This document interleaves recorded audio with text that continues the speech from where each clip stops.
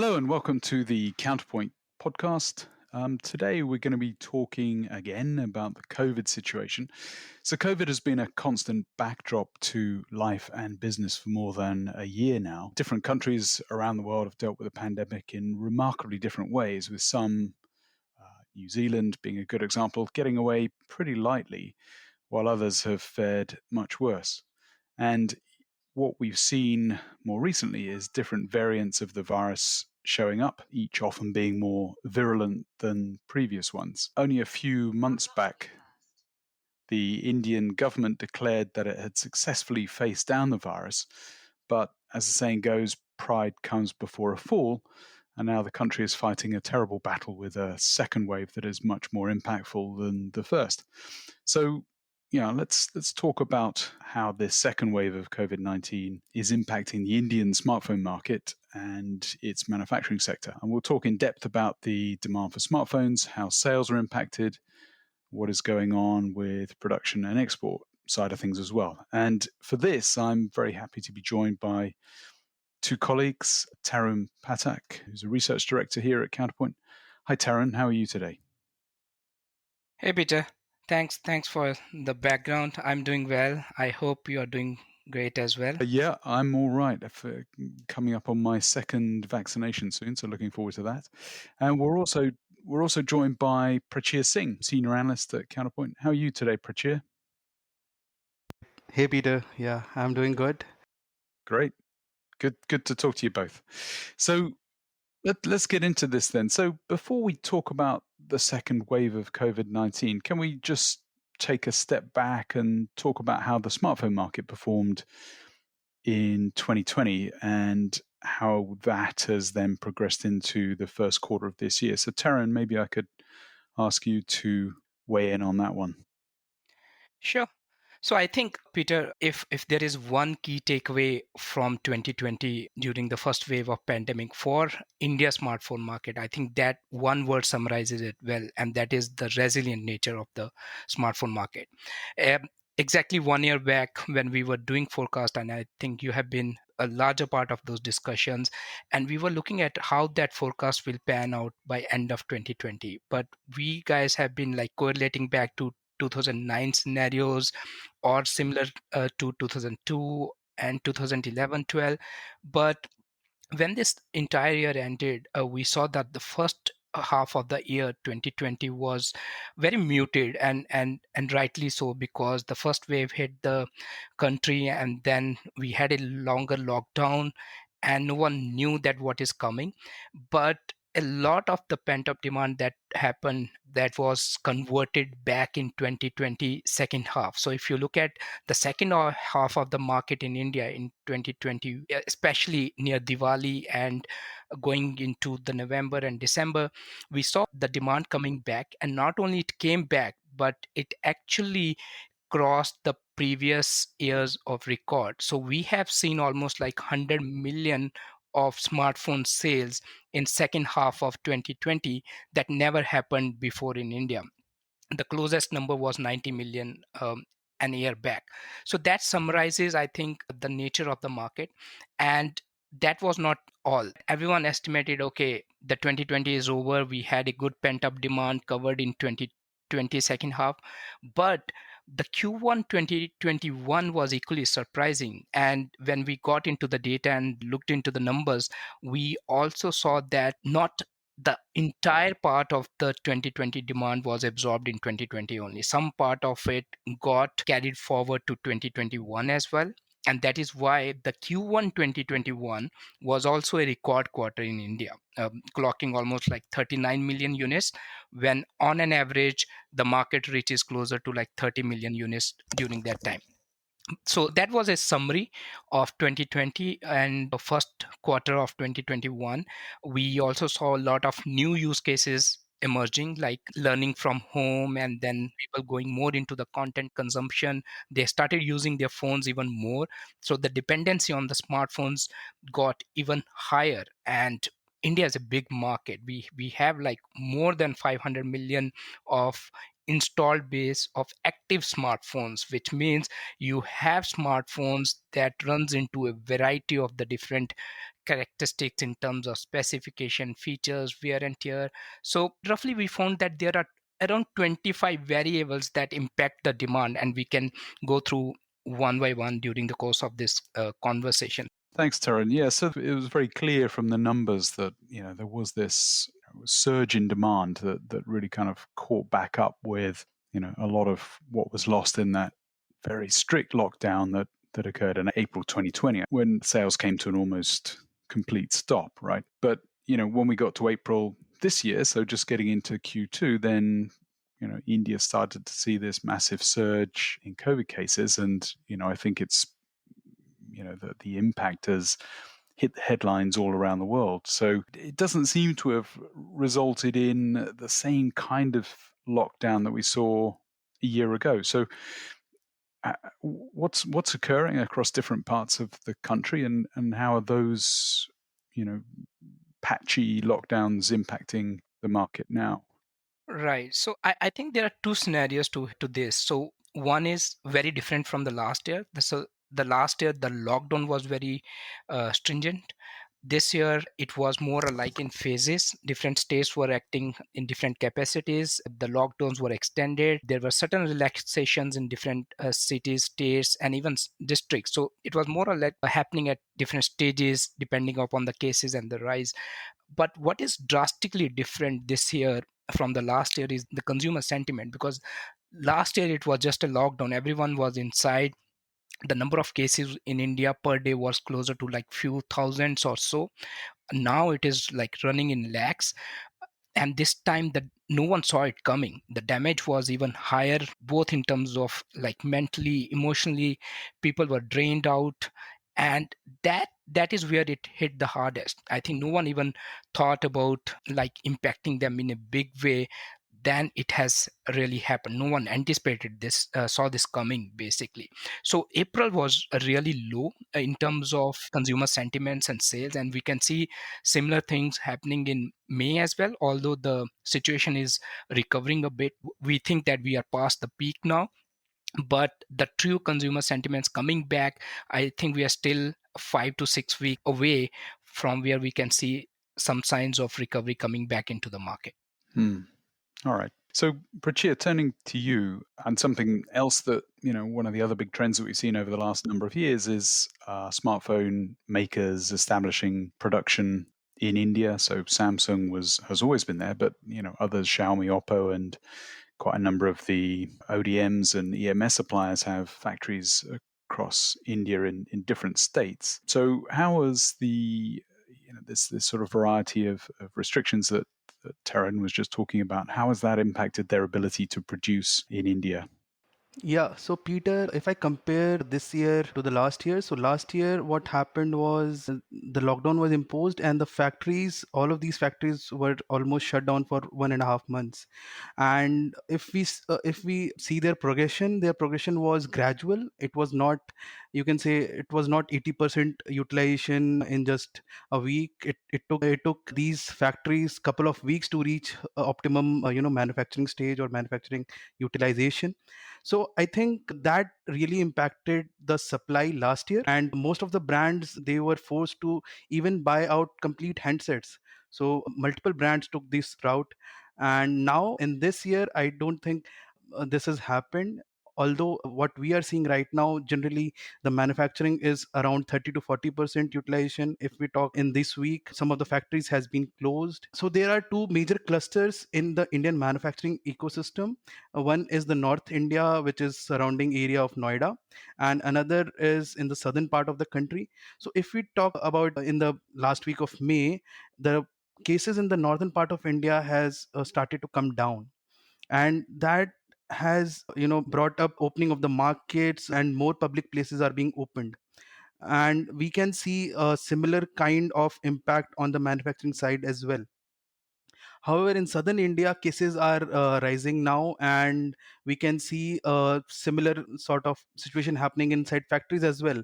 Like, if I give you an example, Foxconn in South India and Westron, these two factories reported some COVID cases and were forced to shut down. However, if we see on an overall basis, I believe in May the production will hit around 25 to 30% of the capacity utilization. And for overall 2020, we are estimating over 300 million handset manufacturing.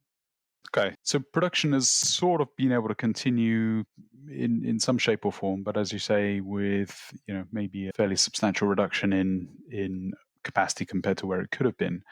But are we seeing inventories fairly stable because the market has also been closed, or at least consumer sentiment has sort of kept people away from purchasing, or how should we think about that? So is it a sort of a match between the reduction in production capacity that's sort of being matched by a reduction in demand, or is there some sort of imbalance there? Yeah, so on the inventory side, I think the worst hit, because there was a decline in production due to component shortage as well, which I think we will discuss further. But the decline in consumer demand has led the inventory from a normal, which was 4 to 5 weeks, to now it is around 8 to 9 weeks of inventory that we are seeing in the market. And due to this inventory, the brands are forced to not produce more, because they want to clear up the inventory which is lying around in the market right now. So yeah, the inventory situation has gone bad, which we believe will be resolved around third week of June. All right, thanks, Prachir.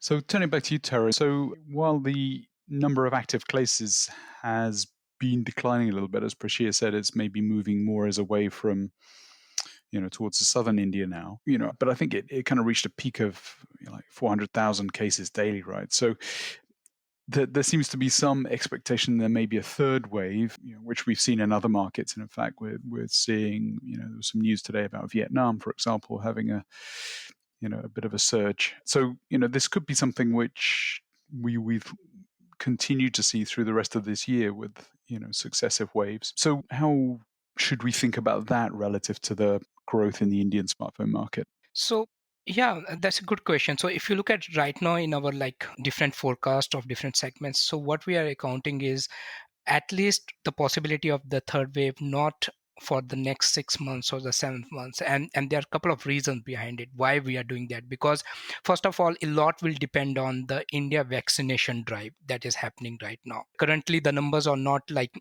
big enough to vaccinate the entire population for the at least in the next 22 months. But if you look at from the overall figures, what government is trying to do is they are pushing and evaluating different options, whether we have to like bring in more vaccine companies in India and get more options beyond the just two vaccine makers we have currently. So a lot of it will depend on how fast we are going to vaccinate our population. Although there is also an assumption of the third wave impacting the children and all, but that is also something that has not been proven yet. But one thing is very clear: when we pick up our surveys talking to the different retailers, consumers, there is a general level of awareness that has set in and seriousness for this particular pandemic as compared to the last year. People are more careful. People, what we believe that after all this nightmare and experience what we had as a country, we will be very very cautious and very serious about the different steps we take to contain this pandemic.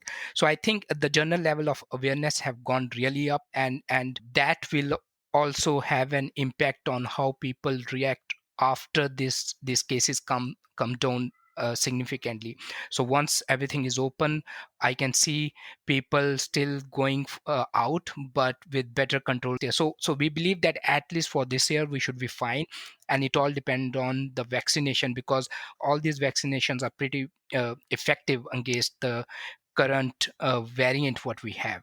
But yeah, uncertainty remains on more variants or mutants in future also. Sure. So one of the other trends or developments that we've been contending with, and we're certainly getting a lot of questions from our clients about this, is the global component shortage that's impacting many sectors pretty strongly. So has that had any additional impact in the in the India situation? I mean, could we say, for example, that actually having the virus suppressing demand potentially kind of helps on the component shortage, or is it not as simple as that? It it is different. So if you look at it's a sum of different things happening globally, because India is not immune to what is happening globally.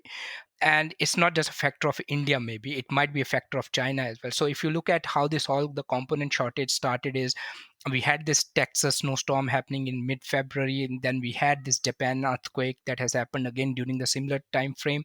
Then we have an ongoing, like, the water crisis in Taiwan.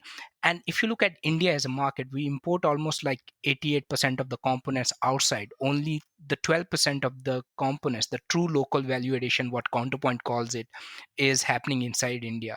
So we still are very much dependent on the global markets when it comes to the components and all. And then the shortage is happening on the global scale, and India is not immune to that. But if you look at from the demand perspective, I won't call it as a blessing in disguise, but rather it eases some of the pressure from a lot of these component makers. Because on an average, if India market was doing, let's say, 14 million per month in the month of April or May, then the demand has come down to almost like half, like 7 million in, let's say, April, and 5 million in May. So there is an additional pressure that has been taken off. And then the China market is also not growing as everyone anticipated. So China on an average does almost like 33 to 35 million per month, but the market is closing on an average around 25. So there is a delta of 10 million units over there, which no one anticipated, because people are not upgrading to the 5G phones as fast as everyone estimated.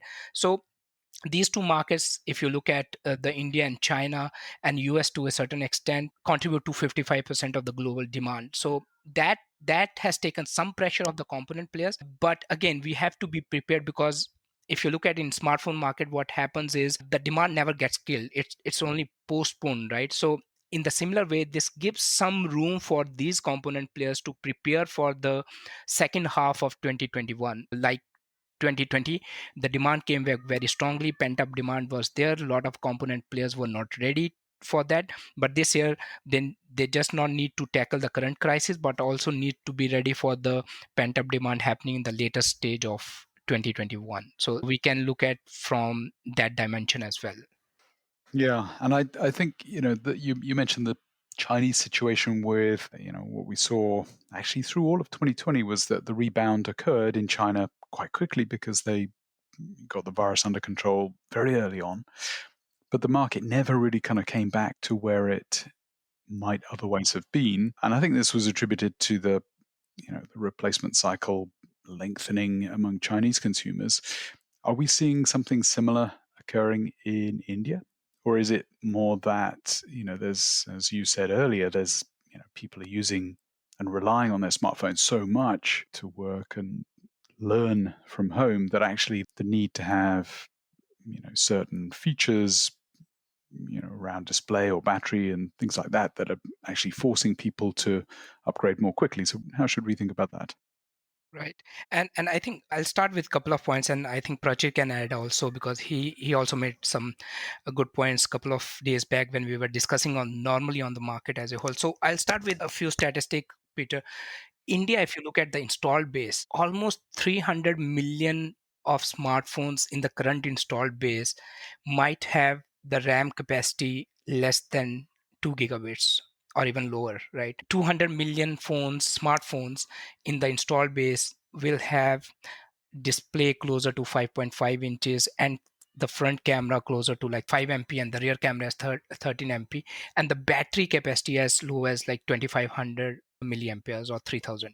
So when you look at on the other side of it, what is happening is the usage of smartphones has increased almost like 50%. So if I was spending almost like 3 hours earlier, I'm now spending almost like 4.5 hours per day. So the wear and tear of these older phones have increased during the pandemic. People have started relying on these phones more often to consume content, to look at information, even the gaming. So these phones, imagine in a normal circumstances, would have actually gone 6 months or even 1 year in a normal circumstances working.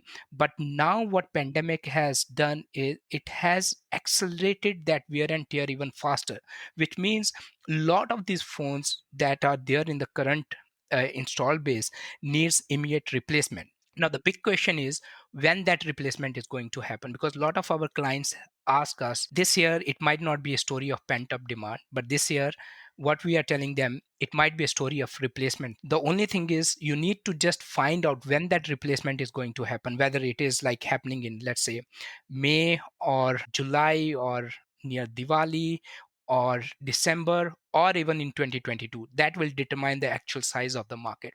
So we have taken a replacement size. On an average in India, people replace almost like after 24 months, which is 2 years. We did a quick consumer research and we found out that during the pandemic, this rate has accelerated a bit. People are now upgrading almost like 22 months or 23 months. So we took different case scenarios depending upon the how the projections of the employment will happen for the next 6 months. If the unemployment rate goes up, people will hold on for a longer period of time. And then there are certain other factors as well, like 5G phones are happening, and then people find them good enough to purchase this year and then think, okay, I have a good mid-tier phone which I can use for the next 3 years or so. And then even the upfront cost of the device that has come down in a variety of ways in India, thanks to a lot of OEMs and their partnerships. They have brought it down. So a lot of things are happening on the device financial aspect of it and bringing the perceived value down. So that is helping a lot of users. But a lot of it will still depend on how and where people will decide to upgrade their devices. And so there is story from both the demand and the supply side of it, whether the prices will increase because the components are on shortage, or the demand will shift disproportionately. Maybe the demand comes back at once in, let's say, August and September, or demand comes in phases, like something happened in August and slowly in September, October and November. And then Prachir, I think feel free to add more to it. Yeah. So I think we should discuss more about the new use cases that India market has shown us. So if I talk about the e-education or e-learning that everybody has been talking about. So if you see previously what we used to see or witness was that average entry age of the smartphone was around 15 years of age. Kid of 15 years, parents would give that kid a smartphone, but now it has gone down to as low as 11 years. So people are learning via their mobile phones, via the laptops and tablets, and that has been a growth story for smartphone market this year, and the last year as well. Apart from that, the smartphones to elderly people, that has been a use case this year and the last year as well. Also the reverse migration. So what happened was when the lockdown was imposed, most of the people, including me and Tarun as well, we moved to our tier 2 towns where we were from. And a lot of that population has some saved up cash, because we are not going out, we are not going to restaurants or doing any discretionary purchases. So all of this cash is being spent on electronic goods, most importantly smartphones, because smartphones are now a necessity to the people. Even if I want to go and vaccinate today, I need to log on to the COVID portal, for which I need a smartphone. And these type of use cases are also making the smartphone adoption more as we talk. And on top of that, if we see the government perspective, if they want to surge or increase the vaccination drive, then it might happen that all these healthcare workers who might do the door to door vaccination, they may need a smartphone. So overall, if we talk about the smartphone market, there are multiple use cases which have happened and which are also in progress, or which will make headway in the coming quarters, which will drive the smartphone market overall. Okay, very, very interesting. So I guess the final question then is, what does all this imply for our forecast for 2021? So, is the second wave going to have a very serious impact that we don't think will be recovered, or is it that the use cases that you've just so eloquently described, Prachir, will actually drive people to replace more, or generate more business, so we could end up with a 2021 that's actually no worse, or potentially even a little bit better than it might otherwise have been? Who wants to take that? Prachir, what do you think? I think, internally, when we have discussed within team, then the team have multiple opinions. Somebody says that it might drop down to 160, or it will remain at 170, or even go as high as 180 million. So, what during the discussions we have considered three scenarios in which our current forecast stands at 170 million, in which we believe that component shortage will subside by mid Q3, and vaccination drive will be, will accelerate, but not to a very high rate, because we are still dependent on just two vaccine manufacturers in India. So that we believe the government will work upon, but at a very moderate rate. So that is our current forecast, that is 170 million. Our upside forecast, which is around 180 million, that factors in the rapid drop in the COVID cases, the vaccination drive on a war footing, as well as economy betters in the near term. The downside scenario, which pegs our market at 152 million, just like last year, which will not show growth if the third wave hit the country in this year, and vaccination drive will not be as good as it has been. The shortage, or shortage would be there. Those gloomy factors, if they persist in the near term and in the long term, then we might see the market remain flat, or even a decline would be there. Tarun, you might want to add. I think, yeah, these three factors. So we are still like being on 170 million. So at 2019 it was 158 million. 2020 we were at like 152 million, and 2021 we are estimating at 170 million. So again, last year again our forecast also fluctuated from 137 million to 145 million. It eventually ended at 152 million. So this year as well, like a lot of people have certain conservative estimates, what we believe that the underlying thing. I think I would also like to close this particular podcast on a same note as I started, is the resilience. Watch out for the resiliency in this particular segment, because the smartphone, as by definition, doesn't qualify under the essential items what government has listed, but it is very very essential for a lot of people who are dependent on it, not just to consume content but also navigate their day-to-day activities, because for some a lot of it is happening. Some kids are like educating themselves on the smartphones. People are working day in and day out, and then a lot of gaming communities, they are finding these devices to just get out of the what is happening outside, and provide some entertainment for that. And then one thing we have not touched is the feature phone to smartphone conversion.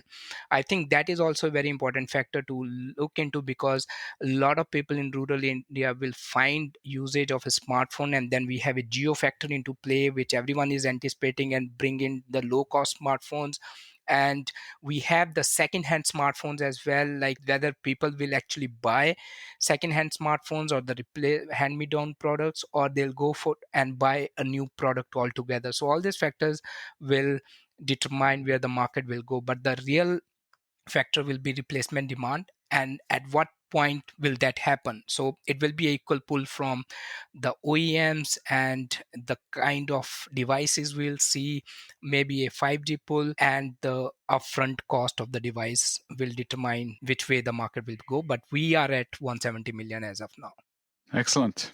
Guys, this has been very interesting, and I think everything you just said in the last couple of minutes, Prachir and Taran, indicates we've got a lot more to talk about. So maybe we can come back on this in a future podcast. So Taran, Prachir, thank you very much. Great having you on today. Thanks, Peter. Likewise. And to our listeners, thanks very much for joining, and please look out for the next installment of the Counterpoint podcast. Have a great day. Bye now.